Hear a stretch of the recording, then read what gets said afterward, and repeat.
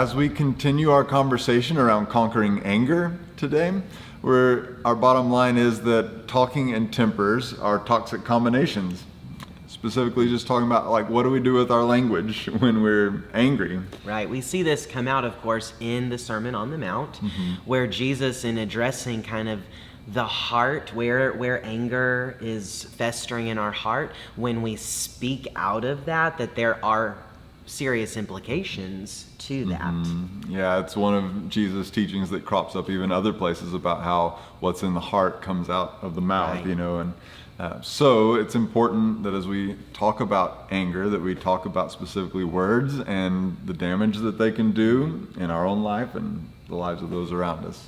Yeah, and so one of the writers of the New Testament, James, really gives some graphic language around this idea as well, that even echoes or mirrors some of what we see here in Jesus' teaching, which is worth pointing out, by the way, as we're going through this, that we see Jesus offering some of these core teachings of this is what it looks like to live under my rule and reign in my kingdom. Yeah. And then we get the benefit of seeing Paul and John and James and Peter, the other writers then of the New Testament, work out the implicate. What does that really look like? And so sometimes we get an expansion on some of these teachings. This is perhaps one of those instances. Yeah, you can almost just imagine the early church grappling with the teachings of Jesus and trying to figure, okay, now that we are this new church community, how do we live this out with one another when we get mad at each other, Right. and that kind of thing. And so then, yes, to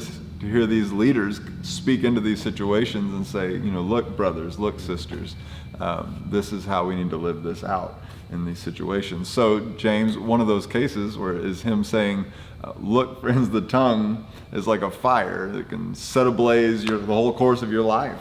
It's a hard thing to bridle, and yet it's something we need to get a handle on. Right. And there's similar language around the idea of even setting the course of life on fire, and kind of that hellfire kind of language that we see here in the text that Jesus is writing. So kind of reminding us again of the heart that allows anger to go unchecked.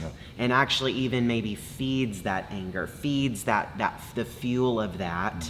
And then we speak out of that and act out of that, which could then lead to actually even other acts of violence and even to murder. It's the same source, right? The same origin is the same. So it's kind of this trajectory picture again of like, if this is the trajectory that I'm on and allowing my anger to govern the path that I'm going to take, where is that going to lead? It's bringing hell on earth, and it's probably not going to lead to a place that's not hellish. Yeah. Well, how many of our lives have ended up in a pretty hellish place with our relationships and stuff because of words spoken in anger? Sure. Whether it was a parent speaking words of anger to a child and the difference that makes in a child's life, but even a spouse to their spouse, even kids to their parents for that matter too. Right. Broken relationships. So here's a question though, as we're reading the text today, perhaps we picked up on this tension where James is like, hey, you need to tame your tongue. And then we see though this statement where he's talking about the ability to tame all these other wild beasts, but the tongue you can't tame. He's like, that you can't do that. Hopeless case. So what do we do with that? Yeah, I mean, that's sometimes biblical writers will do this to us, where it's like, and they came from a different culture where maybe that was common to speak in that way. And so we have to just kind of wrestle with, okay, on the one hand, they're saying, you can't do this. On the other hand, they're saying, do it. And it seems to be something like, this is something we need to pursue with God's help because it's impossible in our own strength, and yet it's something worth pursuing, right? Right. Like, we don't just throw up our hands and say, well, I got a problem with language when I'm mad, but nothing I can do about it. That's just mean. Right. Yeah, this is not even just going to be a hard thing. It seemingly, like you said, is an impossible thing to do in our own strength and in our own power. But with God's help, with the Spirit of God living in us, again, changing us from the inside out. Like, dealing with that heart issue, this does become something that we can grow in, and I believe even gain mastery over. Yeah, and chances are, most of us know someone who has gained mastery in this area, where we scarcely ever see them angry, and when they are angry, we see their taming of their tongue, their holding of their tongue, their willingness to be polite or whatever, even when on the inside they might not want to be, and so chances are someone like that, which indicates, okay, there are people who in their journey with Jesus are able to make progress in this area, and if they can do it, we can do it. Right. Another thing that's evolved since the teachings of Jesus and the writing of James on this matter is different avenues for our speech to be delivered. You're gonna go there? You're gonna go there? So that's kind of interesting to grapple with in our time, where we think, well, we maybe aren't lashing out in anger directly to someone,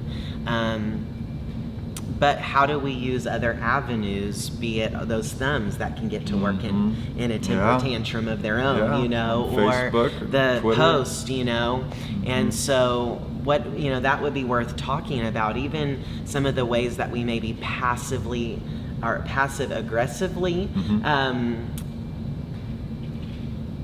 communicate words out of anger through those means that are at our disposal now. There's so much anger online. I've heard some people talk about that lately, how these spaces online, whether it's Twitter or whether it's even like the comments section around news articles, whether it's a sports article or a politics article or whatever, like there's so much anger. Sure. And wow, so yeah. That would be a very practical application at this point today, where it's like you read somebody's post and it makes you angry. Do you choose to lean into that thread and respond, or do you step back? And maybe that becomes this moment of saying, why does that make me so angry? Where is that anger coming from? And that's really the idea, that when we want to speak out of anger, that actually is a signal, perhaps, for us to turn that around a little bit and say, ooh, that's coming from something in me. And I don't think Jesus is asking us, or James for that matter, to sweep that under the rug, to just suppress what we're dealing with, as much as how are we going to choose to respond? And may it not be out of angry words, but rather maybe more of an internal dialogue that begins to happen, and a dialogue with the Lord of going, oh, this is revealing a deep-seated anger in me. Something's brewing in here. Help me get to the bottom of that. Yeah. And that's where we're headed next week. But for this week, would you spend some time talking about, this is a great opportunity this week just to get really real with each other, because I think almost all of us surely have had this experience where in our anger, our words got away from us. And so let's talk about how we can grow in that area together.